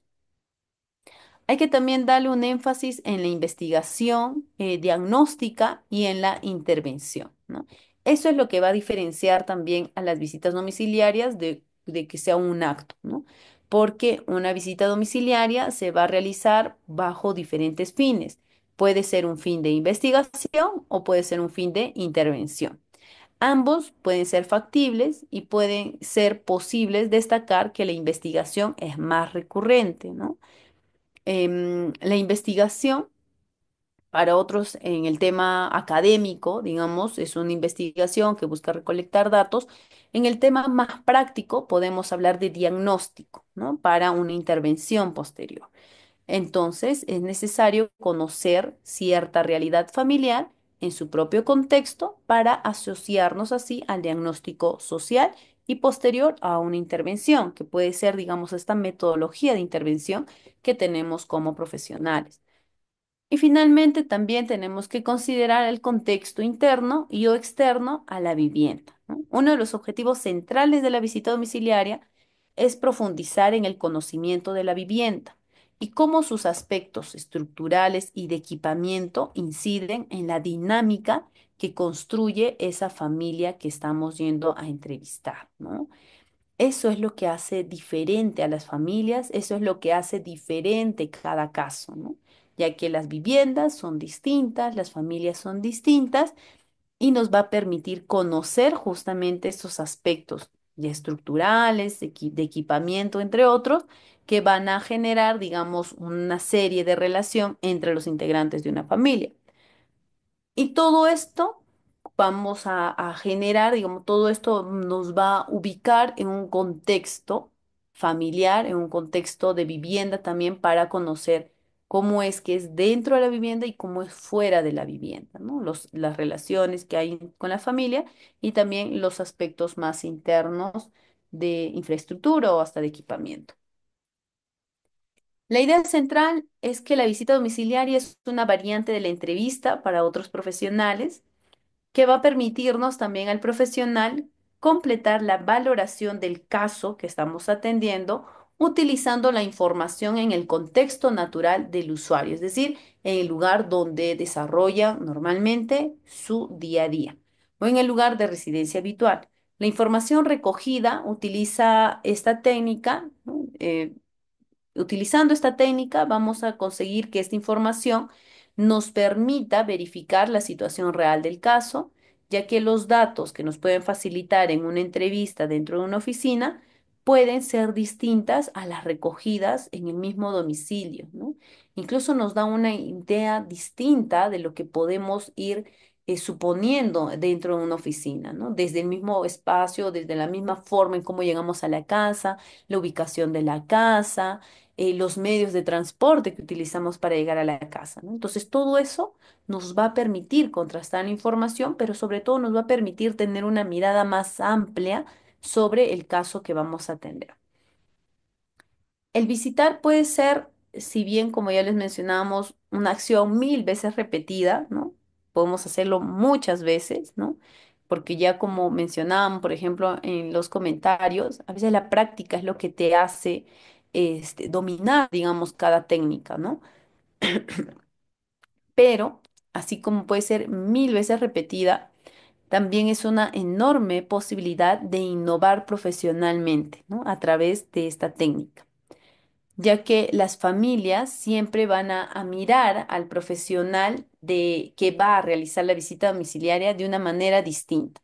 Puede ser un momento de esperanza para para el entrevistado, ¿no? Para el usuario o la usuaria, puede ser un momento así, ¿no? Puede ser un momento excepcional, puede ser un momento distinto, ¿no? Porque si bien nosotros podemos ir a hacer visitas domiciliarias cada día, pero los usuarios y las usuarias no reciben visitas domiciliarias todos los días, ¿no? Entonces la mirada es distinta, ¿no? Es distinta.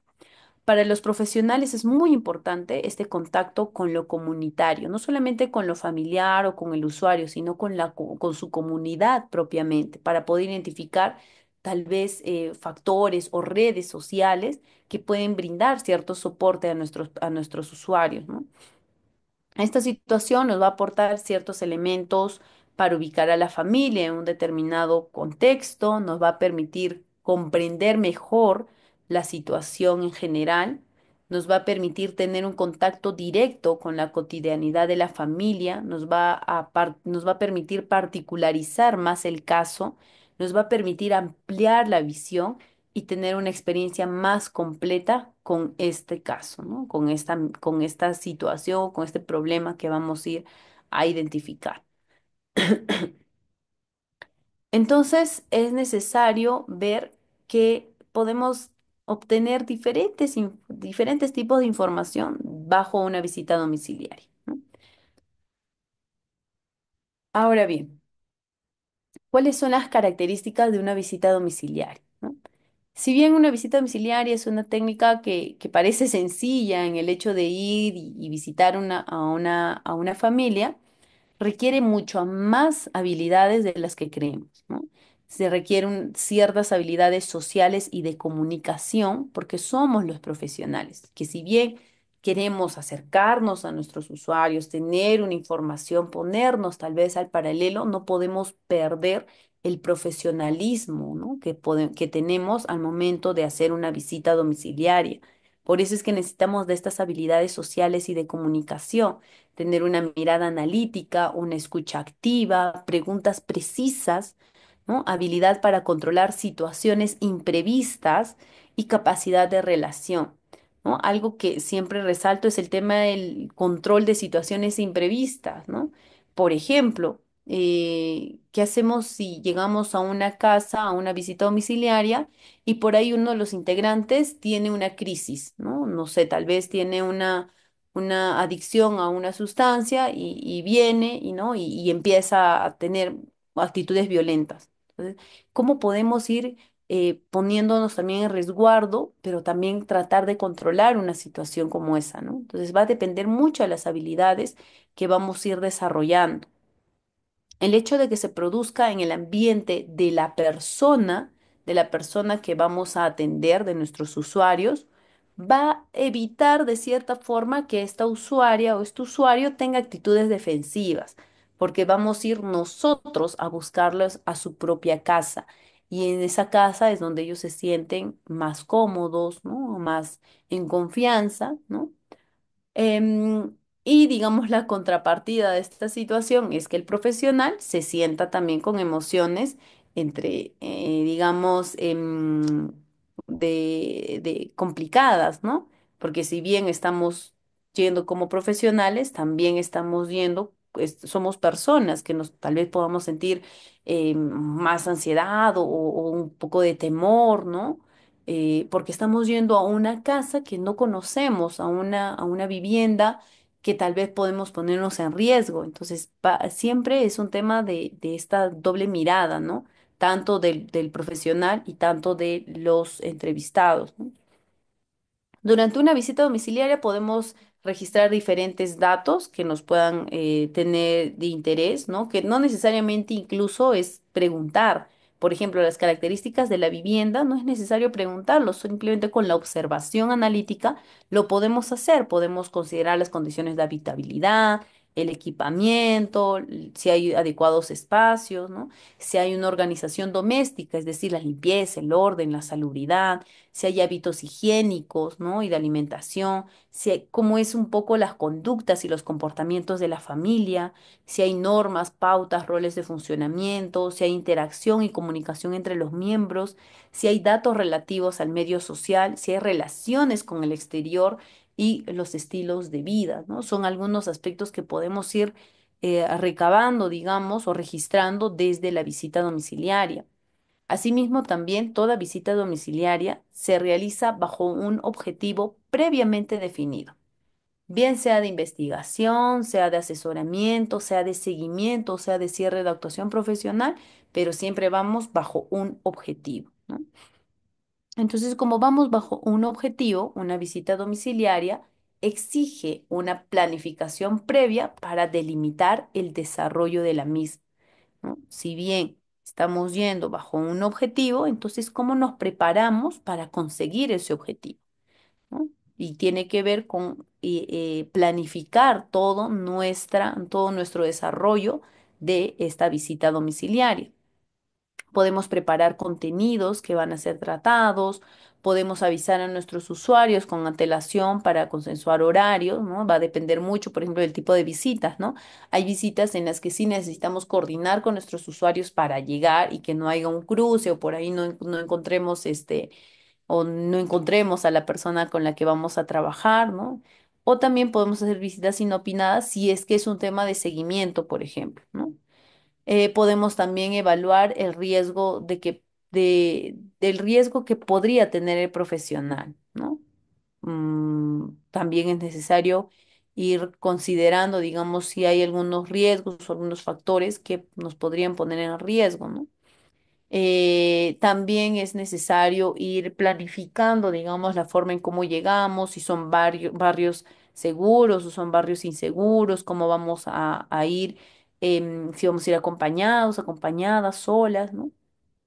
Ya que se recomienda que cuando hay un riesgo elevado, se pueda garantizar por lo menos la presencia de dos profesionales, ¿no? Para poder evitar accidentes o agresiones.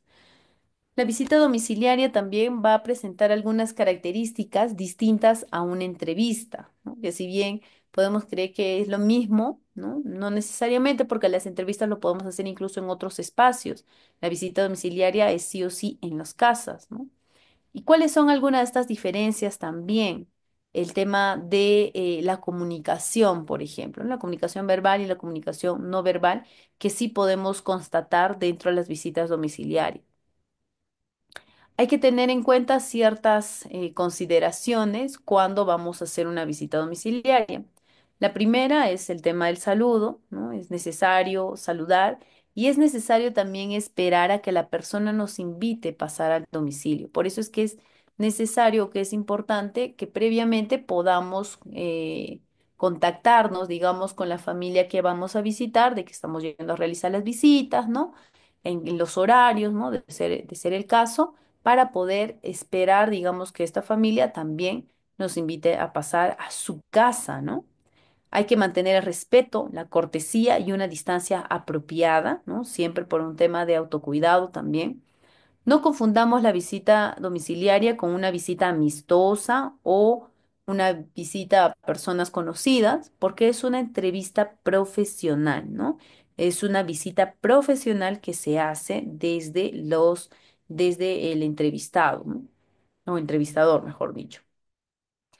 Otro de los tips que se da es que hay que esperar también que el usuario o la usuaria, ¿no? Quien nos reciba, nos guíe por su casa, ¿no? Nos guíe, nos invite a pasar y nos guíe el lugar donde podemos desarrollar la entrevista, donde podríamos sentarnos o conversar, un espacio adecuado, ¿no? es el usuario o nuestros clientes o nuestros beneficiarios quienes van a ubicarnos en su propia casa, ¿no? Porque es su casa, es su zona de confort y nosotros estamos yendo a visitar dentro de ese espacio donde suelen realizar sus actividades. Si el de la visita domiciliaria indica que lo dejen pasar al domicilio, ¿es tan prohibido? Si el de la visita domiciliaria indica que le dejen pasar al domicilio, está prohibido, ¿verdad? No entendí muy bien la pregunta, Yolanda. Deduzco que si el usuario te dice que no puedes pasar al domicilio, algo así. Ah, ya. Entonces, si no, si te pide que no, va a depender de la situación por la que estamos yendo, ¿no? Si es, vamos, justo ahorita vamos a hablar sobre los tipos de visita domiciliaria, ¿no? Y los tipos que van a responder a los objetivos, ¿no? Normalmente tenemos este tipo de situaciones cuando nuestra usuaria, ¿no? Es decir, tal vez está algún familiar que desconoce y que te dice que no puede pasar, ¿no? Y claro, tenemos que respetar porque no es nuestro domicilio, ¿no? Es el domicilio de la otra persona. Está prohibido pasar en esos casos. Si es una visita de reporte, digamos un caso de flagrancia por ahí de violencia, es mejor apoyarnos en las autoridades o en los operadores de justicia, ¿no? Correspondientes, que nos pueden dar el soporte para poder hacer esa visita, por ejemplo, ¿no? Pero si no lo hay, entonces es un tema también complicado en el hecho de respetar también la casa de la otra persona.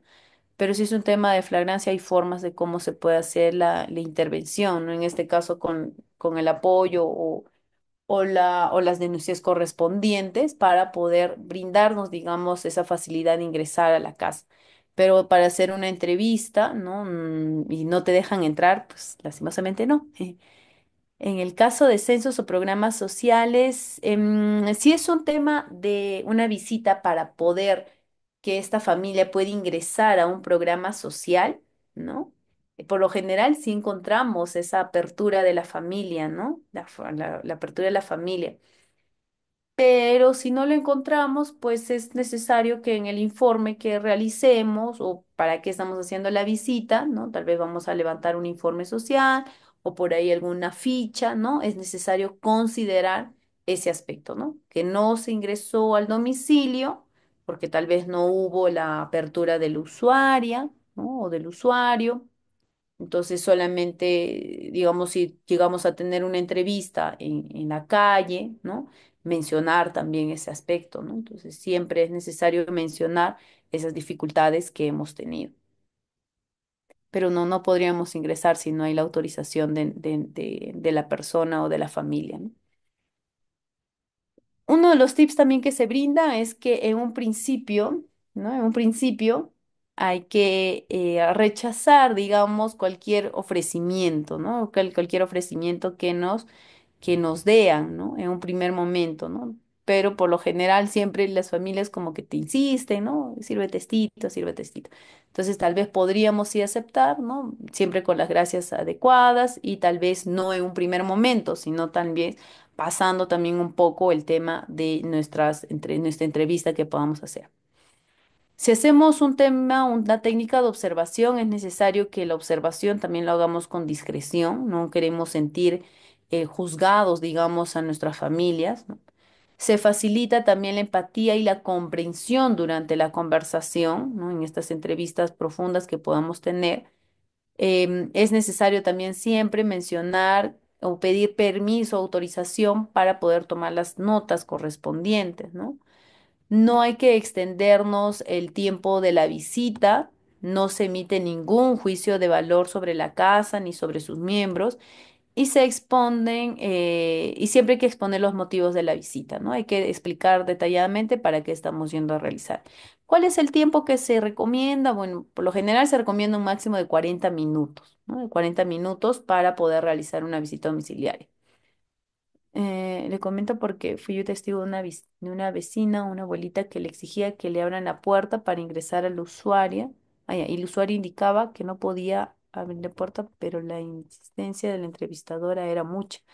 Ah, Tendríamos que ver para qué realizó esta visita domiciliaria, pero si la abuelita no quería que ingrese, pues no tendría que obligarla, digamos, a abrir la puerta de la casa para ingresar, salvo, ya, para pensiones, salvo fuera un tema de monitoreo, ¿no? Por ahí, pero igual también se necesita el consentimiento de la persona usuaria, ¿no? De la beneficiaria, ¿no? Por ejemplo, el caso de este programa Contigo, ¿no? Que es el tema de la pensión a las personas con discapacidad. Se realizan también monitoreos cada cierto tiempo para ver cómo está tratado, digamos, la persona con discapacidad, porque tienen dependencia por la situación física, ¿no?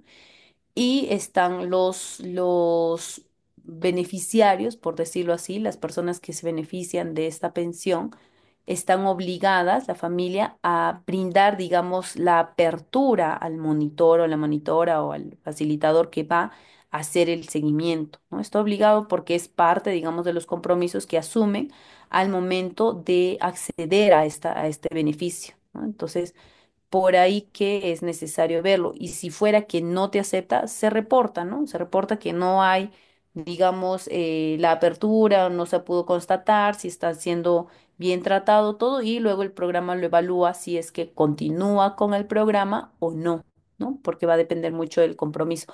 Puede que sea el caso también, Yolanda, por ahí el tema de la adulta mayor, ¿no? Del programa Pensión 65. Puede ser también un caso similar. Bien, entonces para ir avanzando, son los tipos de visita domiciliaria, ¿no? Como les mencionaba, va a depender mucho de la finalidad, de por qué estamos desarrollando la visita domiciliaria. Algunos de estos tipos son ellos, ¿no? Existen las visitas domiciliares de tipo asistencial, en la que básicamente se realiza, digamos, este puente o este nexo entre las expectativas y las necesidades de un grupo, ¿no? O de una familia o de una persona y de los recursos que tiene una determinada institución. Esta es la característica principal. ¿Cuál es la ventaja? Básicamente que hay un rol asistencial porque va a permitir cubrir o satisfacer cierta necesidad básica, ¿no? Ciertas necesidades básicas que son inmediatas y que son primordiales ir atendiendo, ¿no? El riesgo es que hay una posibilidad de una relación de dependencia por parte de la familia para obtener beneficios y por parte del profesional. El posible descuido de la autodeterminación. Es decir, ese es el problema, digamos, de la asistencia, ¿no? Que a veces se genera cierta dependencia, ¿no? Ese es uno de los mayores riesgos que se tiene. Un ejemplo está la visita domiciliaria para conocer la situación socioeconómica que acredite la asignación de una pensión asistencial de invalidez, de vejez o subsidio familiar, entre otros, ¿no? Es la situación, es decir, la evaluación socioeconómica para acceder a un beneficio, ¿no? Como en el caso de los programas sociales o el caso de alguna pensión. Esos son los tipos de visitas más asistenciales. Hay visitas también de intervención, ¿no? La característica principal es que es un proceso que favorece cambios de segundo orden en la dinámica familiar observada, ¿no? Va a generar cambios. La ventaja es que el contexto domiciliario va a entregar información de inmediata utilización en las estrategias de intervención, ¿no? Vamos a encontrar, digamos, la situación como tal dentro de este domicilio, dentro de esta visita. El riesgo es que va a haber una débil experiencia tal vez de profesional para manejar contingencias o situaciones de contingencia de tipo domiciliario en el momento de la intervención, que va a depender mucho del número de intervención que tengamos o de qué familia estamos yendo a atender, ¿no? Un ejemplo es la visita domiciliaria que propicia el cambio de límites difusos entre el subsistema parental y fraternal. O, por ejemplo, un ejemplo de visita de intervención, podemos hacer el tema de las visitas más sociopedagógicas, ¿no? O socioeducativas, en las que podamos fortalecer, por ejemplo, las competencias parentales, ¿no? Que también son tipos de visitas más de intervención o socioeducativas, ¿no? Otro de los tipos de intervención que tenemos, mejor dicho, de visitas domiciliarias, son las visitas de tipo evaluativas y de seguimiento. La característica principal de este tipo de visitas es que son procesos continuos de retroalimentación de estados de avance a la intervención profesional, ¿no? Es decir, estamos trabajando, interviniendo con esta familia y vamos a evaluar, ¿no? ¿Cuál es nuestro avance de nuestra intervención, ¿no? Por eso es que es de seguimiento o de evaluación. La ventaja es que nos va a permitir fortalecer el compromiso de la familia con la intervención profesional. Y el riesgo es la tarea evaluativa que va a poder, digamos, generar ciertas tensiones frente al incumplimiento de los objetivos planificados, ¿no? Es como lo que sucede, por ejemplo, en algunos casos de los usuarios que van a las consultas psicológicas, ¿no? Digamos, el profesional de psicología les deja una tarea, una acción que tienen que hacer y como el usuario no lo hizo, pues ya no vuelve ahí, ¿no? Entonces, por ahí que también el tipo de seguimiento o el tipo de visitas de seguimiento podría generar ello, ¿no? Si el usuario o nuestra familia no logró, digamos, hacer el objetivo planificado, puede generar esa tensión, ¿no? Y generar, digamos, que hay cierto rechazo, ¿no? O que no quiera continuar, digamos, con nuestro plan de intervención, ¿no? Un ejemplo es la visita domiciliaria para evaluar un adecuado ejercicio del rol parental hacia un niño, hacia una niña o un adolescente, ¿no? Para ver el cambio de actitudes. Y como ya íbamos mencionando, una visita domiciliaria, al ser una técnica, tiene fases, es decir, tiene procedimientos, ¿no? Tiene una fase preliminar, una fase de ejecución y una fase de evaluación. En la fase preliminar podemos identificar que se realiza la parte, digamos, de planificación propiamente, ¿no? Es decir, podemos ver bajo qué criterio estamos yendo, ¿no? Si es una solicitud, si alguna institución nos ha pedido que hagamos la visita domiciliaria, ¿no? O por qué estamos yendo a hacer esa visita domiciliaria. Vamos asumiendo que como profesionales vamos a tener que recopilar la máxima cantidad de datos posibles de este caso, ¿no? Puede ser, y aquí vamos a ir planteándonos qué información vamos a ir a obtener. La información básica que tiene que ver con los antecedentes generales, del caso, del grupo familiar, el domicilio, el teléfono, los horarios de ubicación de las familias, que también es necesario saberlo. Información avanzada, podemos ir encontrando o podemos ir planteando que tenemos que obtener datos de aspectos biopsicosociales que pueden ser recogidos por el equipo, las principales problemáticas vigentes, la historia del grupo familiar, el análisis de factibilidad de intervención con el equipo, ¿no? O que se esté realizando. Obviamente, incluye desde el egreso de nuestra institución en dirección al domicilio. Y todo esto incluye la observación de la ruta de acceso también, ¿no? En una subfase social, cuando ya llegamos al hogar, al domicilio, tenemos que encontrar, bueno, primero vamos a realizar los saludos, ¿no? Los saludos correspondientes, el saludo inicial, la presentación de quiénes somos, los profesionales, quienes estamos yendo a realizar, la contextualización de la visita domiciliaria, es decir, informar para qué estamos yendo a realizar esta visita, por qué, de quién nos está mandando, por qué razón se está realizando, ¿no? Podemos empezar con una conversación informal, por ejemplo, respecto a la vida cotidiana, ¿no? Y tenemos que buscar aquí la ubicación del espacio adecuado para realizar la entrevista en la vivienda. En la otra subfase, que es ya la subfase profesional, es ya la parte más central, ¿no? El compartir el objetivo de la visita, el escuchar la opinión de la familia con respecto al objetivo, el desarrollo del objetivo de la investigación y la retroalimentación con respecto a la intervención. Y finalmente tenemos la subfase de cierre, que es el de compartir las proyecciones de la intervención profesional, ¿no? Es decir, si vamos a quedar en otra fecha, qué días de atención, las fechas de encuentro, los resultados esperados de acuerdo al diagnóstico preliminar que podemos realizar en esta fase profesional, ¿no? Podemos dar los comentarios de cordialidad respecto a la cotidianidad familiar y finalmente el agradecimiento y la despedida. Esto dentro de las fases de ejecución. Y en la otra fase, que es la fase de la evaluación, tiene por finalidad evaluar el proceso y el resultado de la visita domiciliaria a través de la sistematización de antecedentes, el grado de objetivos alcanzados y las posibles proyecciones del quehacer profesional. Todos estos aspectos lo vamos a ir evaluando en esta fase. Aquí podemos tener registro de la visita en documentos institucionales. Por ejemplo, si parte de nuestra visita domiciliaria es hacer un informe, es un documento institucional que, por ejemplo, dentro de nuestro espacio laboral nos piden, ¿no? O tal vez tenemos un registro, un formato de registro, ¿no? Que también es dentro, digamos, de algún documento institucional. También aquí podemos ver el intercambio de resultados con el equipo con el que trabajamos. Si trabajamos con un equipo interdisciplinario, podemos socializar este caso, podemos intercambiar los resultados con este equipo. Y finalmente, también dentro de esta fase de evaluación podemos evaluar las proyecciones de la intervención, ¿no? Digamos, qué plan de intervención vamos a ir teniendo a raíz de esta visita domiciliaria. Finalmente, lo que les iba comentando, ¿no? La visita domiciliaria, al ser una técnica, se apoya de otras técnicas, ¿no?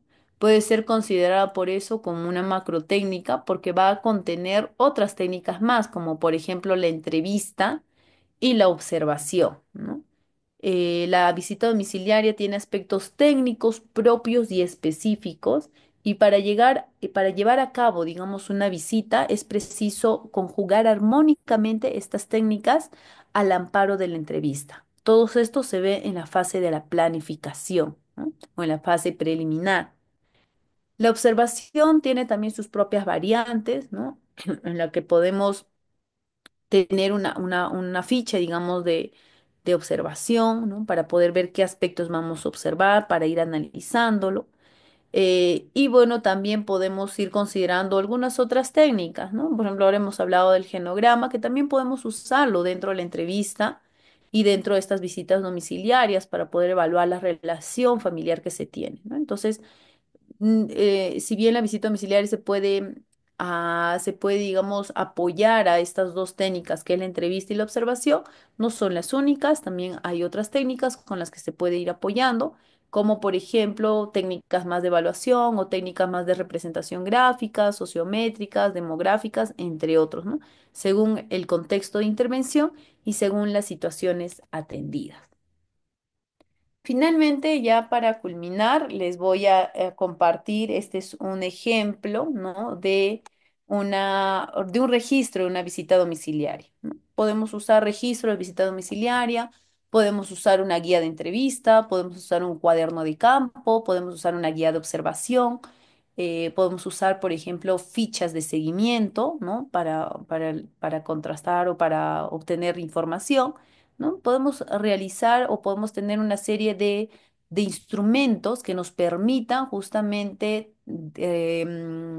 plasmar los resultados que obtenemos dentro de la visita domiciliaria. Esta es una de ellas, este es un registro de visita domiciliaria en la que podemos considerar la identificación del usuario, la dirección, el objetivo de la visita domiciliaria, qué temas se han tratado, la estructura y la composición familiar, las relaciones entre los miembros, los roles, las normas, las pautas de funcionamiento, las características de la vivienda, la organización doméstica, hábitos higiénicos, características del entorno. Podemos ver el tema de la infraestructura, la relación de la familia con su entorno u otras observaciones que van a depender de la razón por la que estoy yendo a hacer la visita domiciliaria, ¿no? Va a depender mucho del objetivo, ¿no? Entonces, este es solamente un ejemplo. Podemos generar nuestros propios registros de visita domiciliaria según la información que queremos ir a recoger o estamos yendo a hacer. Si es una visita domiciliaria más de tipo o es de tipo de intervención, podemos hacer una ficha de seguimiento, por ejemplo, en la que podremos considerar los compromisos que pueden asumir los beneficiarios o nuestros usuarios, ¿no? Entonces, depende mucho del objetivo y de la finalidad de cada visita domiciliaria. Bien, creo que sí, hemos llegado a la parte final del curso. Hemos tratado también de sistematizar algo de la información. Espero haya quedado ahí algunos aspectos, ¿no? Y bueno, como ya les mencionaba, voy a considerar en parte de los anexos las simbologías. Y bueno, quedo atenta un poco al chat para poder ver si hay alguna pregunta, ¿no? Y bueno, si no, caso contrario, conmigo será hasta una siguiente oportunidad. Igual el centro de capacitación seguramente les va a hacer llegar las diapositivas y los certificados y la grabación en caso lo requiera. Modelos de informes está bien, Mari. También voy a considerar los modelos de informes, ¿no? Que también tengo ahí algunos modelitos. Recuerden que los informes no son únicos, ¿no? Pero sí hay algunos datos generales que tenemos que considerar. Listo, muchas gracias. Gracias, licenciada.